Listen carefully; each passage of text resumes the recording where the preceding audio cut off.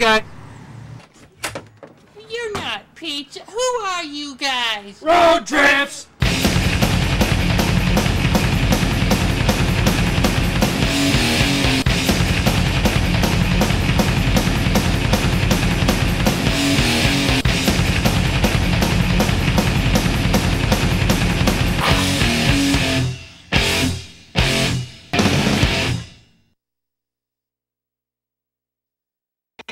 Today on Road Trips, we get up close and personal with Mount St. Helens at the Johnston Ridge Observatory.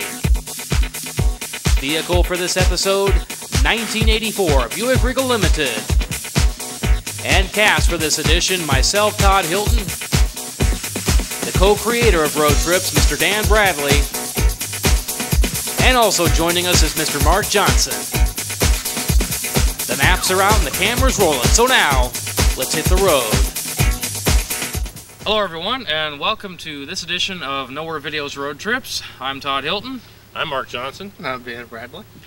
And in this edition, we'll be taking you to one of the many sites for Mount St. Helens visitor centers.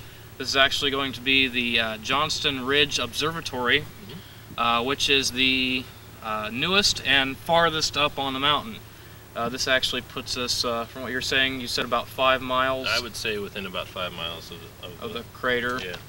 And actually, well inside the blast zone, so this should be pretty cool. Yeah. Plus, of course, it actually explodes while we're there, and then. Right. You may not see that if that happens, but yeah. you'll be seeing, you know, the camera jumping up and down. I gotta get out of here. Oh, this is good stuff. I gotta hold on. See, that'd be Hilton. That'd be me. We gotta get this on tape. Such a good shot. You know? Dude, the ash is like 50 feet away from us. Heck out of here. You never know. But we have arrangements to go visit there, and hopefully we'll see some cool sights. We've never been to Johnston Ridge, so you'll be seeing it for the first time as we are. So hopefully, unless of course you've been there before. So. Unless of course you've been there before, and then this will just be a rerun. Yeah. So we'll see how it goes. If there's a lot to see there, then that should do for a whole show. If not, then we'll work our way down the mountain. We're actually starting our show here from Sequest State Park. No, it's not the show. There was this one show on with that one guy. Yeah. So anyway, we're about to start our trip. I actually have no idea how far away we are. I know it takes a while to get up there. It's about 50 miles from here. Okay. The last sign I saw said about 52 miles, and I think I was about 2 miles back. So. And also, you can't get there from here. You have to go around the other side to go. So we're completely out of our way. Yeah. So anyway. We gotta backtrack about 48 miles. That's okay. That's okay. This is Road Trips. This is what we do. Right. So just remember, people, we are professionals. We do get lost for a living. Yes. Don't try this at home. Don't try this at home. Do not try to follow our directions. You will get lost. So we're gonna start our trip here from Sequest, and we'll see you on the road. Yeah. Let's get going. All right. Okay, folks, we are off like a prom dress. Well underway here. We're Off like a prom. we're heading. I believe it's in a northerly direction. Actually, probably east. Is it east? No. Okay. Wait a minute. We'll figure that out once I actually edit the thing and I look at the map. Which, by the way, actually, we could be going south. Okay, we're heading away from Castle Rock. Let's put it that way. South. We're going south. Really? Okay. Well, with that, let's go to the map. We'll show you where we're at here on the map. This is actually known as Spirit Lake Highway, and we're heading towards our destination, which would be Johnston Ridge Observatory. Hey, Johnston. Hey, Johnston. Mr. Bradley is in the back. He'll be our navigator for the trip. I'm sorry. So will the rest of us. We'll get a few miles up the road here. Okay. But yeah, Dan, if you would read our description out of the Road Trips Bible. Let's see. We are looking at Johnston Ridge Observatory. On the SR 504 milepost 52.3. The observatory is the closest crater and lava dome, close to the crater and lava dome, and offers panoramic views. The facility is named for the volcanoist on duty at the time of the eruption, who lost one of the 57 people who lost their lives during the catastrophic event. Interpretive exhibits explain the series of events leading to the eruption of the volcano and resulting in the change of landscape. A 16-minute video presentation recreates the eruption, and an interpretive trail is available. Alright. So this allow an hour for minimum for going through the go through the place. So yeah, it's one thing I can't stress enough. This book we have has been awesome. We've been able to get a lot of very valuable information. Say Helens Road Adventure Tours. Yeah. Yeah, I was reading about that. That sounded interesting. I don't know if it's something we'd be able to videotape, but it'd be cool to do sometime. At this price, buddy, yeah, they'd better lost a videotape. Oh? Yeah. For the van tour, according to the Road Trip Bible, is $60. For an overnight tour, for one person, $150. Oh, man. $285 for two. Wow. What's that for? The Mount St. Helens Adventure Tours. Okay, cross that one off. Yeah, that's not going to happen anytime soon. No, I don't think so. That'd be cool. It sounds interesting, though. Oh, yeah. It offers 4-hour van tours to the blast zone, as well as an overnight tent and breakfast tour. Huh. So this is the Toutle River Valley, as our signs are indicating here. Yeah. One of the smaller communities along the that place got good food. along the way. Oh yeah? Yeah. Well, you were with Kevin and I when we stopped there last time. I was? Yeah, 3 of us went up to Mount St. Helens at one time. Oh! We stopped there. It's been so long. I stopped there for lunch. Man, that's been ages ago. Dan and I have taped a lot of sites here on the Mount St. Helens wilderness. We did just in the first season. We did 8 caves. Yeah. And the first Mount St. Helens Visitor Center. Yeah. We actually drove up farther. Still haven't got a shot at Sasquatch yet, though. Dan and I actually that was a really good trip. That when Dan and I came up here, we because after we stopped at the Visitor Center, that first one we passed on the way out. Right. We drove further. We stopped at the sunken A-frame, and we videotaped that. We actually went inside the A-frame. That was pretty cool. Yeah, that was awesome. We don't know. I don't remember what was it. Were we able to get in? I mean, was it? We got into the A-frame. Just couldn't get out. We just couldn't get out. Was it open to public to go in? I don't remember. Or we just it was. I think it was admission by donation. I mean, there wasn't anybody in the thing. It was kind of late in the day. They had a couple other things there on the site that were closed. Actually, it may have been closed for the season. Now that I think about it,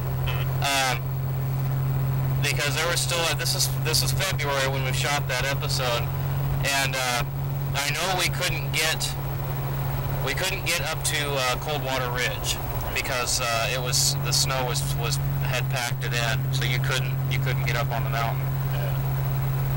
And even along the roads there was quite a bit of snow in the ditches and everything.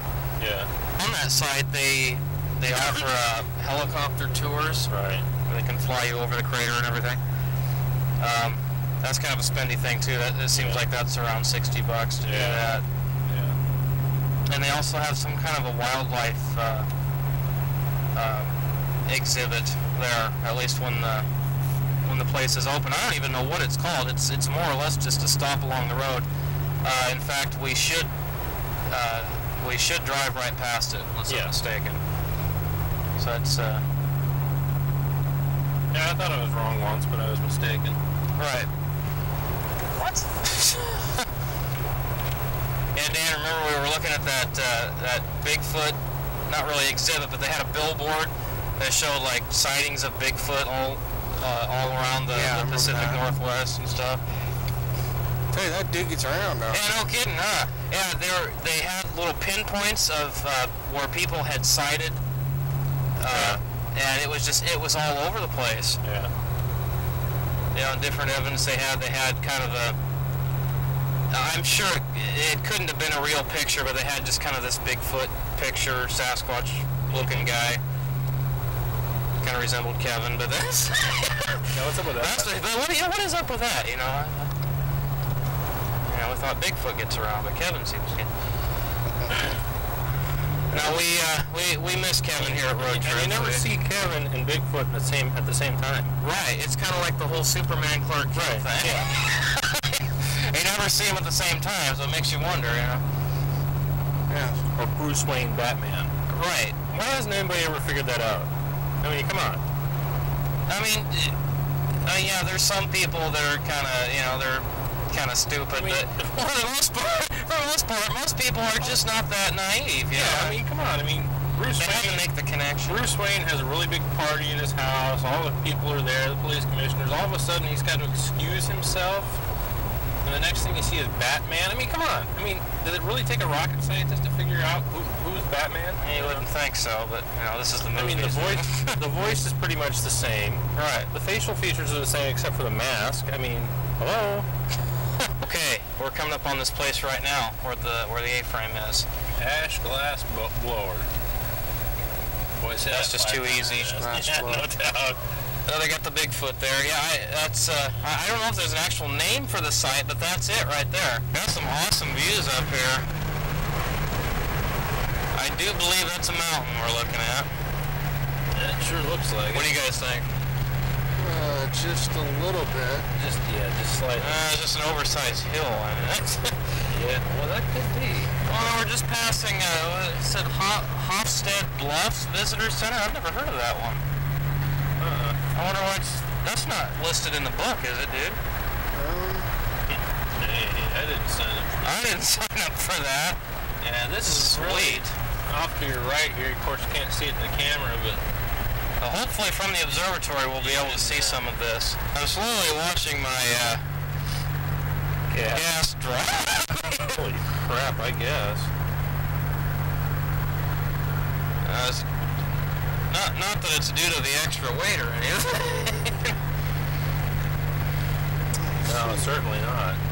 Hofstad Bluffs Visitor Center? Is it in there? Hofstad. It's right here. Really? Is it listed in the Mount St. Helens area? Yes, it is. That's weird. I don't remember ever seeing Listed as an that. actual observatory type. Well, that's what they call it. I don't know what all they have there. Cow Creek. It overlooks the Panoramic Toutle River and the valley leading to Mount St. Helens.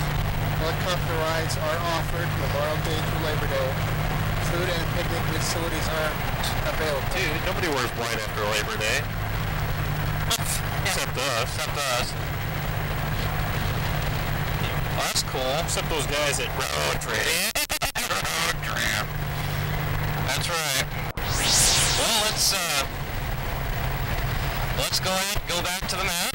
We'll show you where we're at. We're right about here. So heading, didn't you say north? I believe we're going south. I'm not exactly sure. Like I said, that's one of the things we'll have to look at on our... we're about to go across this bridge. Holy crap. So who's Betty? This would not be a good bridge to fall apart. Yeah, see, I would kind of have a problem with that. Yeah, I would too. So, Although if we survived the crash, we'd have some awesome footage. Okay, here comes the crowd approaching us very rapidly.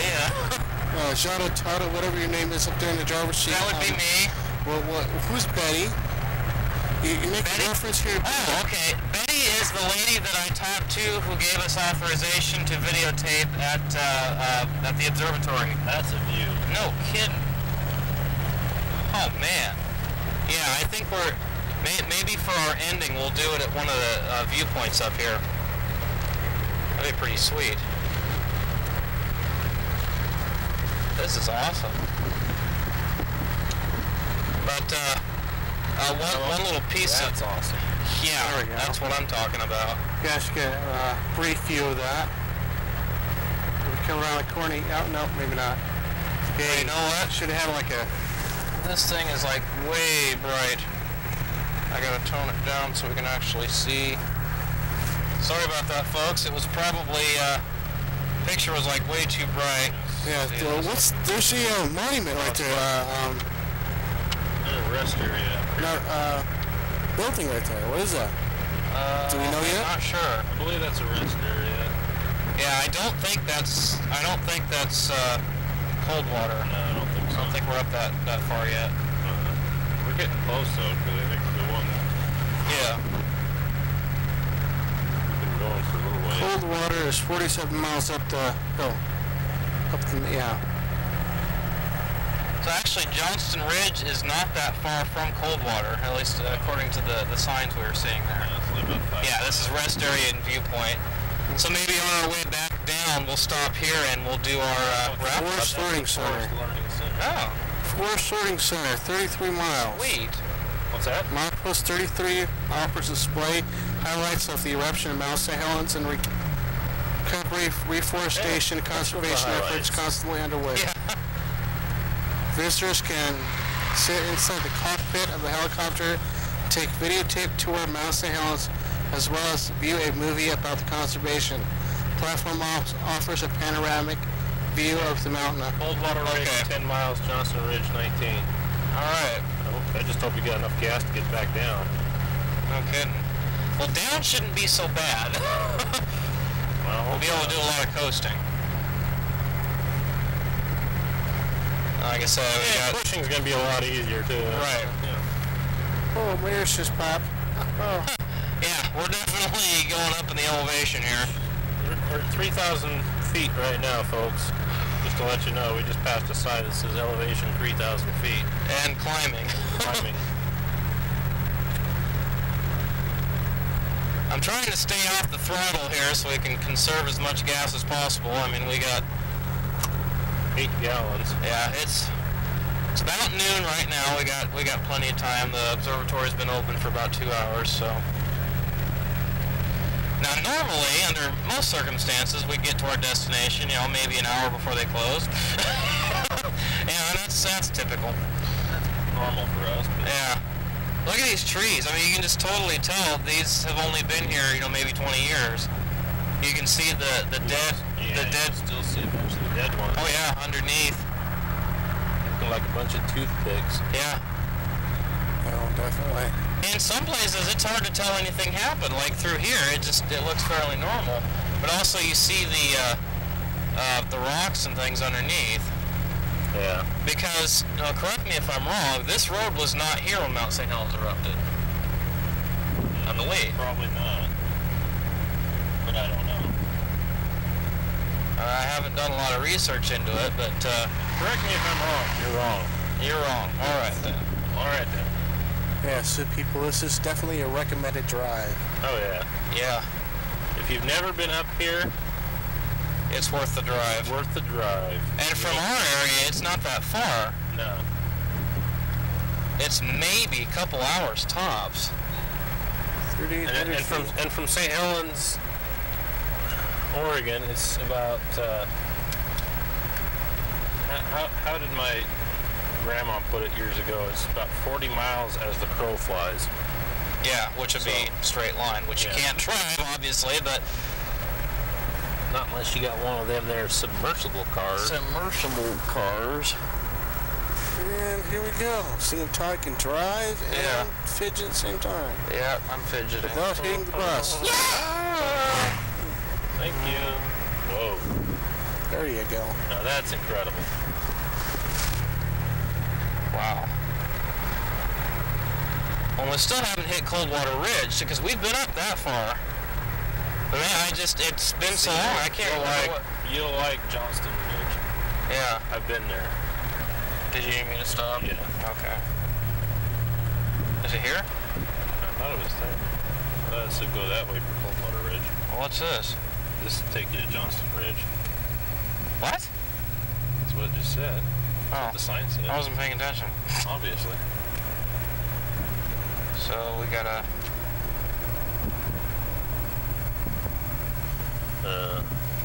Okay.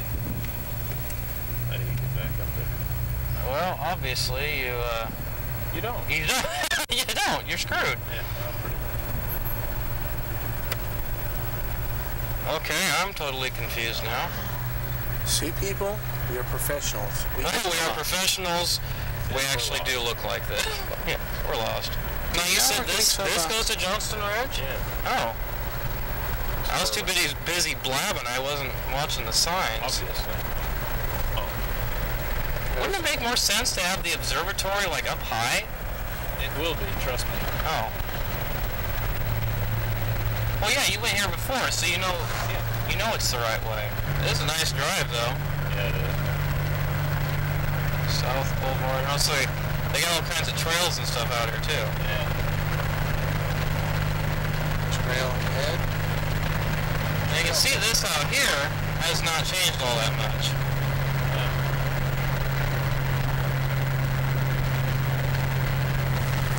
We're entering Skamania County. Yeah, you can still see a lot of devastation here.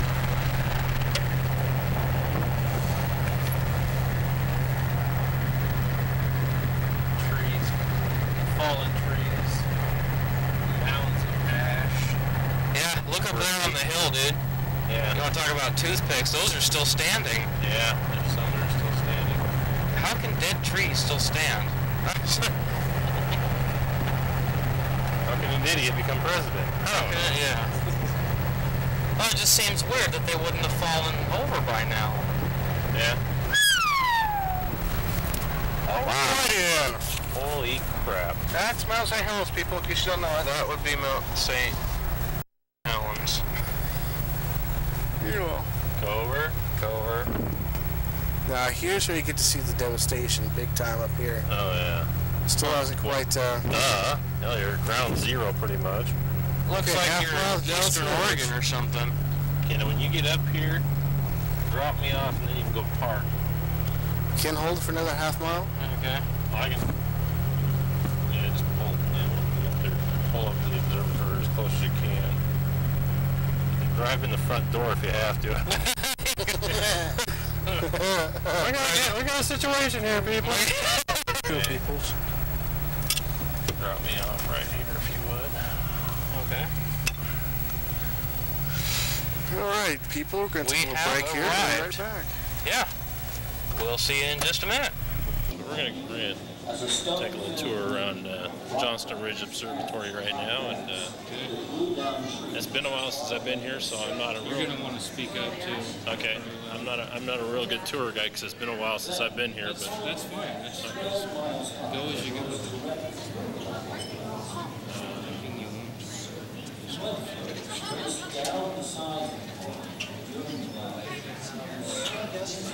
The neat thing about these are actually recording live signals sent by radio from 3 seismometers around Mount St. Helens as we speak.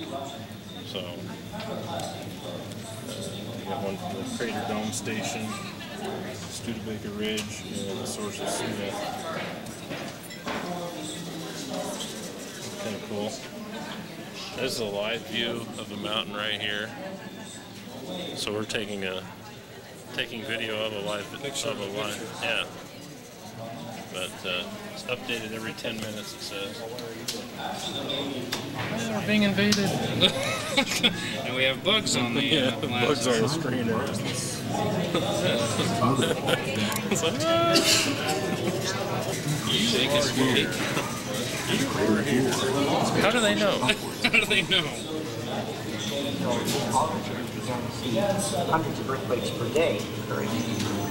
As magma continued to rise, the dome began to swell 2 feet per day. This evidence enabled scientists to predict that an eruption was likely in the next 2 to 4 days. Hi, Bill Steele from UW Seismology. But the magma was moving into the dome faster than expected. The next day, on August 17th, earthquakes increased dramatically, and scientists updated their warning. Now the eruption is expected within 24 hours. The character of the seismic signals changed from earthquakes to rock fault signals. That let us know that lava had broken through to the surface and the eruption had begun.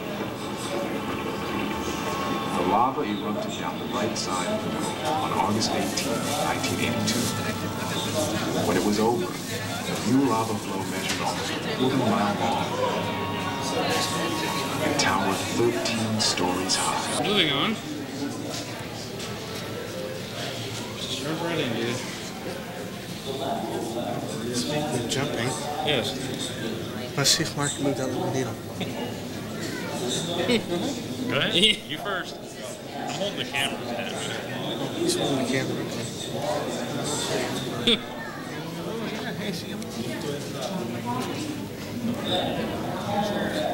Come on, you can do it.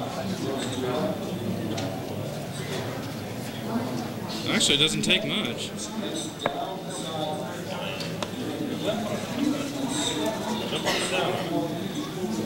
Can't make it move, Mark. What's the matter? Into whittle.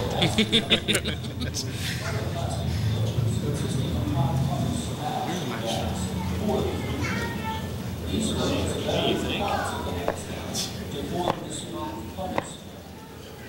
It actually doesn't take much. What do we got here? Right. This is actual chunky or what?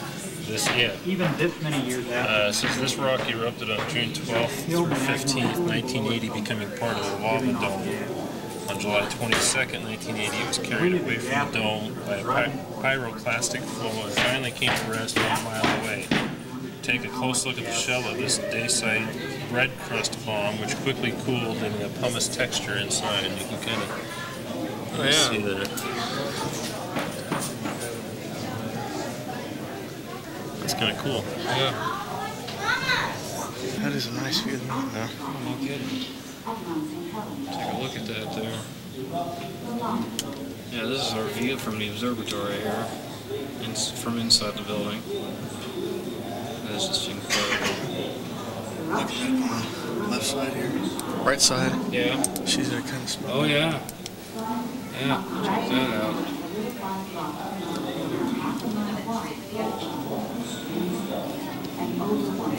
Huh. It's awesome. I read something where it continues to steam, or it has like dust. Oh, it has dome building eruptions all the time. Yeah. Oh yeah, it's continually rebuilding its dome. Huh. I don't know if we'll ever see a rebuilt dome in our lifetime, but Yeah.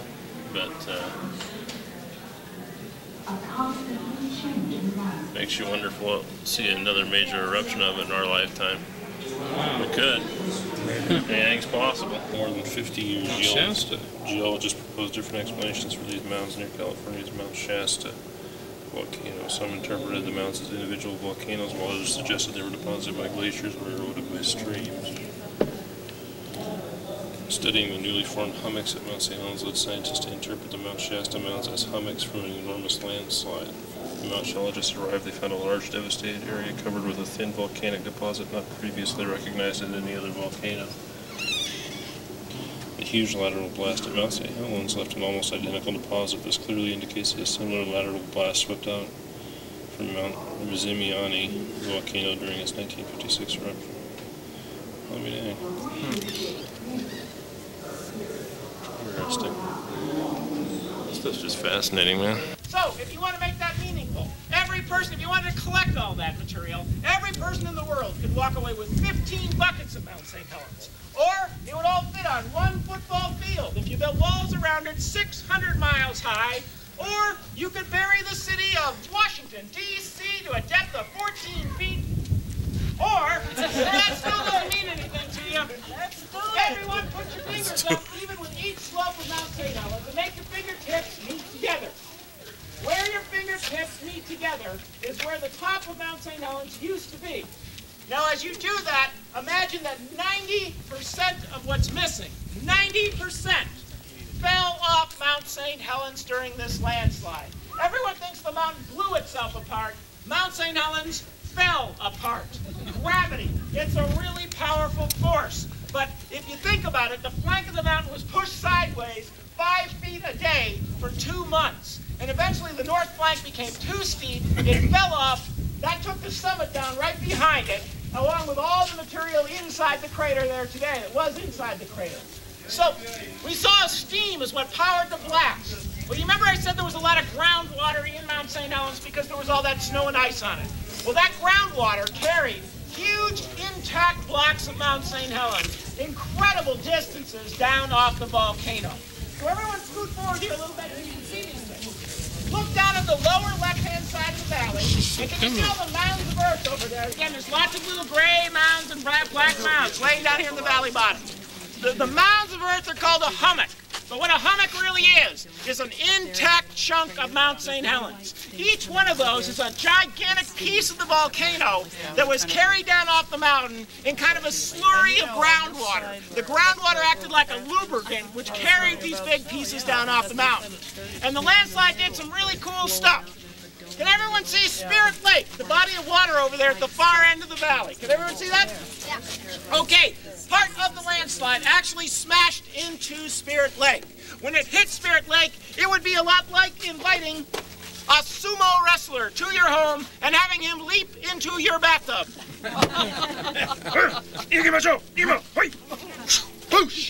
Landslide comes crashing down off Mount St. Helens and smashes into Spirit Lake. So, this is roughly the outline of Spirit Lake prior to the eruption. So as the landslide came down off the mountain, it surged right through both lobes of Spirit Lake. That created a huge wave of water that slashed 800 feet up the hillsides in the opposite end of the lake, and within seconds that water came back down and landed on the landslide deposit, landed on those hummocks. And that hummock layer was about 150 feet deep, and that instantly doubled the size of Spirit Lake. And that's because the lake bottom is so much higher, it pushed the water up and over a larger surface area, making it twice as large, but half as deep as it used to be. And this is the reason why you can see Spirit Lake from Johnston Ridge today. You would not have been able to see it from here prior to the eruption because you can see the lake was actually much, much smaller than it is today. Now that's pretty impressive, but most of the slide didn't go into Spirit Lake. Most of it slammed into Johnston Ridge, which is the long ridge we're standing on right here. Water and gas. Those are the driving forces behind volcanic eruptions. It was all that water, the groundwater that initially was getting heated and was flashing to steam, causing the explosions to blast out the side of the top of the volcano. It was all that superheated water inside that molten rock that again flashed to steam and blasted out the north face of the mountain, flattening the forest. And of course, it was the groundwater inside the volcano which carried those huge intact blocks 14 miles down valley. So water and gas, those are the driving forces behind volcanic eruptions. And I'd like to thank you all very much for coming today. You're really the driving force behind me being here doing this presentation and this visitor center being open. 5 years ago, Congress told us to implement this fee system, and 5 years ago, our budget was $3.2 million. This past year, we were allocated $400,000 in taxpayer funds. You really are the driving force because the money you spend on these passes stays right here to directly support services at the monument. Thank you very, very much for supporting your national monument, and have a great visit at Mount St. Helens today. Thank you. Actually, while we're standing in front of it, why don't we take a look at the? Let's go to the map. Actually, in a sense, yeah. Look at the display they got here. So it's kind of a scale model of the area, if you will. What do you think, Dan? I think we're in trouble. How so? That must be Spirit Lake right there. Of course, we're like way over here. Spirit Lake's over there, and we're about 4.5 miles from the base. Right. Because you are here. Because we are here. Now what? We gotta. We're like right here. Okay. Why don't we just cut to the chase and just start the eruption? Okay. What did I do?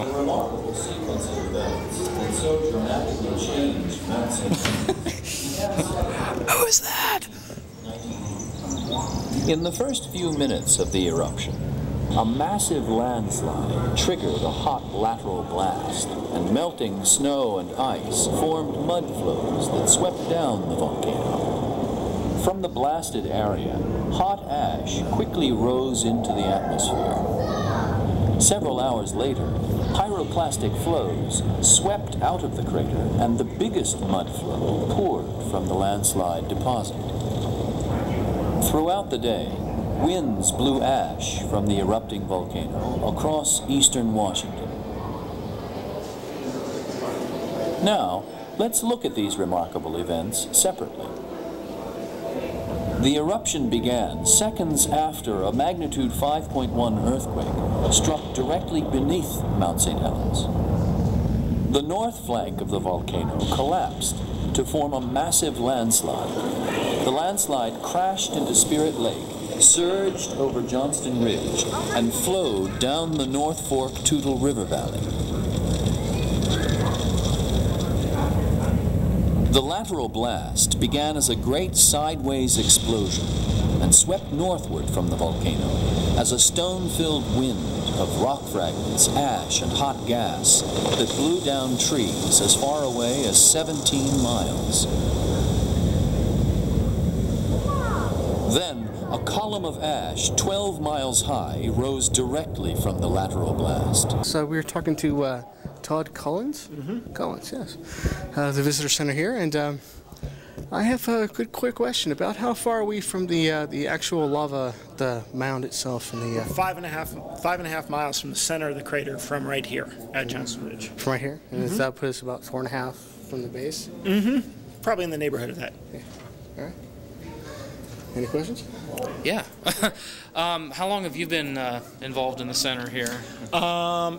I've worked at Mount St. Helens since 1986 as a temporary employee. Just recently became a permanent employee here, so I'm the assistant director here at the center. Oh, wow. And I've been involved with Johnston Ridge really since the very beginning planning stages of it. I was the writer of the interpretive plan and worked on the exhibit design for this building and the Coldwater Ridge Visitor Center just down the road from here. So when was this visitor center put in? It was opened to the public on May 18th, 1997.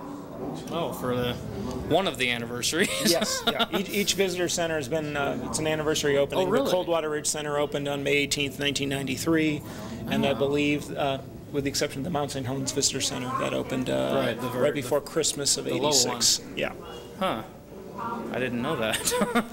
So you've actually written some of the interpretive programs. I heard there's an actual walk through the blast zone. We were just hearing about that. Yeah, we do guided walks out of the visitor center here and down one of the boundary trail, which is one of the trails that just goes down from the visitor center from here. There's about 45-minute long walks. Mm-hmm. And then we offer a longer guided walk during the summertime down in an area known as the hummocks, which is down the valley floor. Actually, this picture right behind us here is the hummocks. Yeah. And that's where that guided hike will be going on down there today.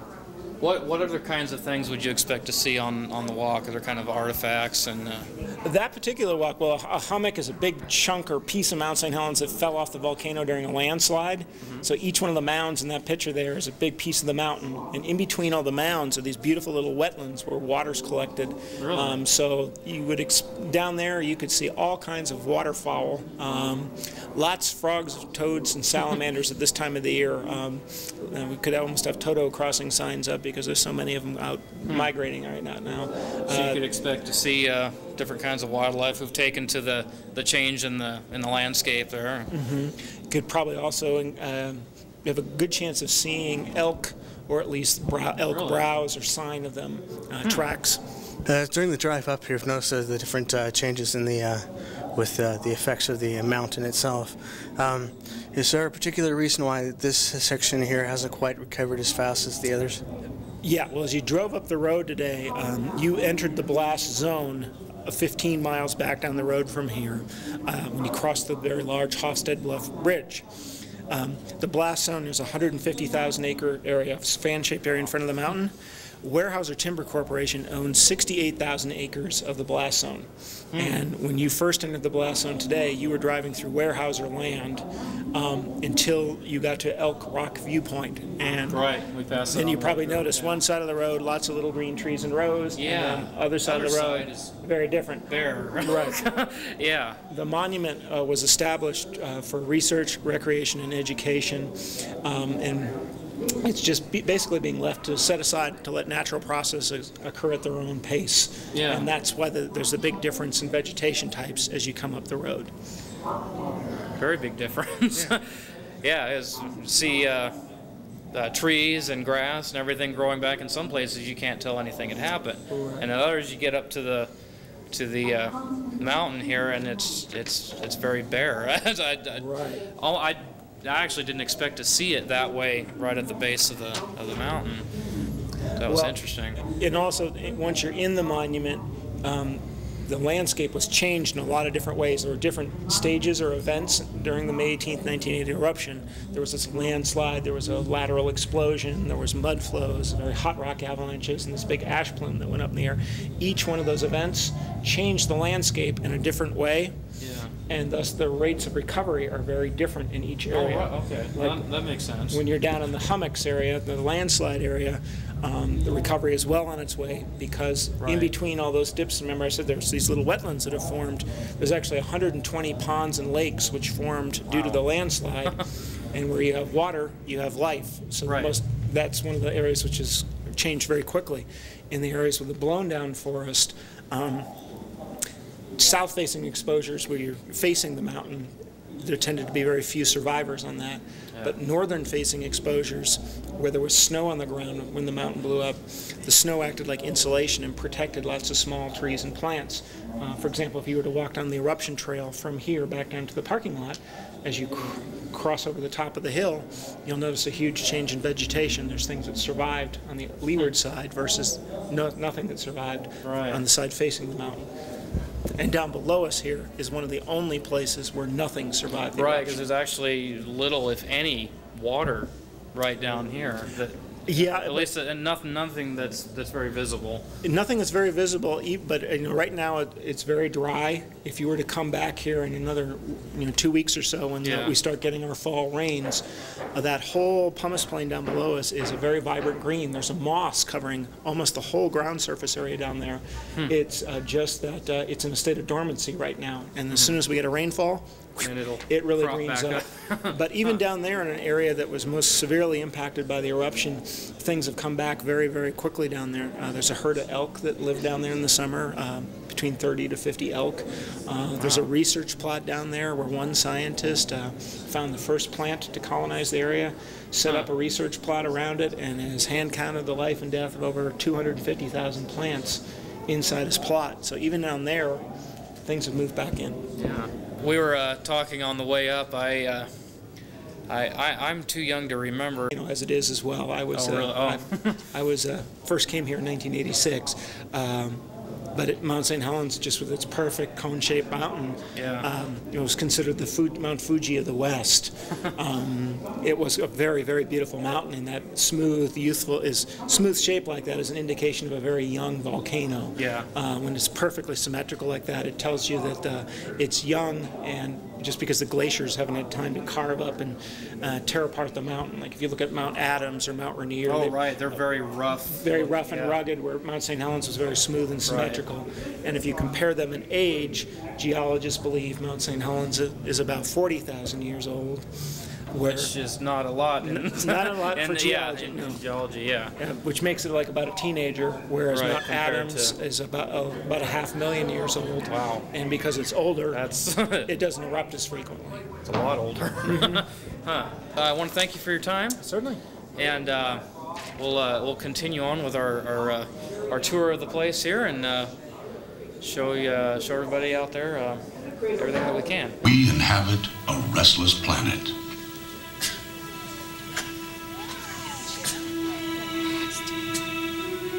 Its surface is a complex record of continual change,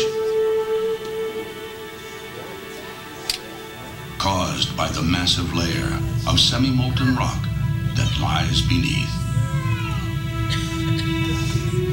As it rides atop this hot interior, sections of the Earth's surface are crumpled,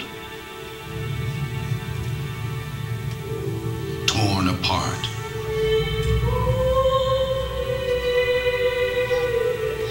and patched together again. Over countless millennia, this restless activity has forced mountains skyward,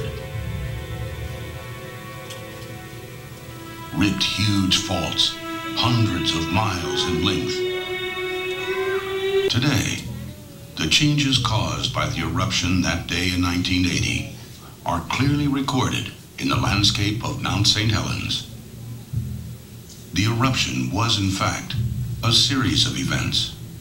Each had its distinct impact on the landscape, an impact that we can read in the evidence that remains.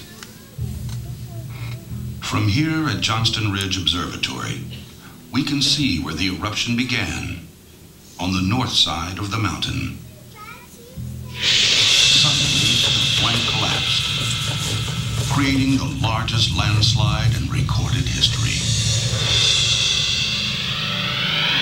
The entire top of the mountain rushed downslope towards Johnston Ridge at 150 miles an hour. Burying the forest.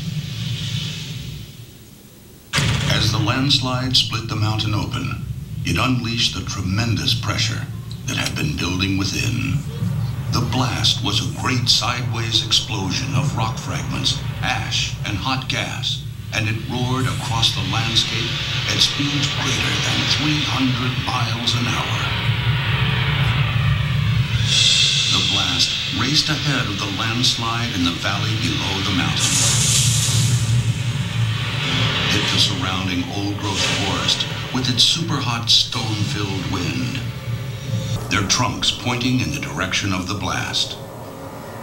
Still farther away, as the blast weakened, its heat was still fierce enough to sear the trees and leave a standing, dead forest. Meanwhile, the landslide continued to rumble on, bringing more change to the already blast-affected landscape. At Spirit Lake, where the blast had knocked down trees on the surrounding hillsides, the landslide barreled in. It bounced off Harry's Ridge, plowed through the lake, and deposited great chunks of the mountain, called hummocks, in the lake's far cove. As the landslide hit the lake, it shoved huge waves 800 feet up the surrounding hillsides. When the water rushed back down, it carried the trees blown down by the blast and dumped them into the lake. On the other side of Harry's Ridge, the landslide stripped off the vegetation, exposing bare rock. Nearby, at Johnston Ridge, the landslide surged up and over, spilling hummocks across the crest. But the bulk of the landslide was diverted westward by Johnston Ridge and slid into the North Fork Toutle River Valley. The river was completely buried under a layer of rock and debris 600 feet deep in places. Hummocks were strewn through the river valley. Then, with the blast exhausted and the landslide rumbling to its end, another part of the eruption gained strength. On the flanks of the mountain, the fierce heat released by the blast swiftly melted snow and glacial ice, creating heavy slurries of mud, boulders, and tree trunks. But the most powerful mud flow poured out of the landslide through the valley of the North Fork Toutle River and flowed downstream for hours, snatching homes and bridges on its way. And there was still more to come. The eruption reached its climax in the afternoon, when molten rock poured out of the crater, gushing forth great quantities of superhot pumice, gas, and ash, called pyroclastic flows. They buried the hummocks below Johnston Ridge, forming a smooth plain. As these pyroclastic flows proceeded, they boiled the groundwater beneath the surface, creating trapped pockets of steam that exploded like renegade geysers, and blasting craters up to a quarter-mile across.